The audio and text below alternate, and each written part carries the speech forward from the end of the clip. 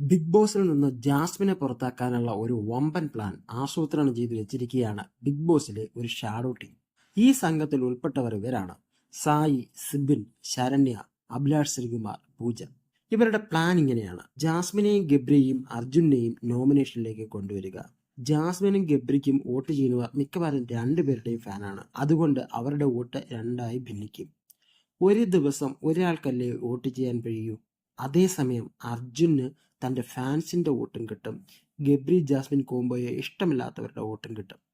Vote കുറവുള്ള Jasmine അല്ലെങ്കിൽ ഗബ്രി പുറത്താവും. ഇതാണ് ഷാഡോ ടീമിന്റെ പ്ലാൻ. പക്ഷേ ഈ പ്ലാൻ മുൻകൂട്ടി തന്നെ പൊളിച്ച് കയ്യിൽ കൊടുത്തിരിക്കുകയാണ് ബിഗ് ബോസ്. ശിക്ഷാ നടപടികളുടെ പേരിൽ സായിയെയും അഭിലാഷ് ശ്രീകുമാറിനെയും 2 ആഴ്ചത്തേക്ക് ഡയറക്റ്റ് നോമിനേഷനിൽ വെച്ചിരിക്കുകയാണ് ബിഗ് ബോസ്. ഇനിയിപ്പോൾ പ്ലാൻ മാറ്റിപ്പിടിക്കുകയല്ലാതെ ഷാഡോ ടീമിന് വേറെ വഴിയില്ല. ശ്രീലേഖിയോ അഭിയോ ഒക്കെ നോമിനേഷനിൽ വരാനാവും ഇനി ഇവർ ആഗ്രഹിക്കുക.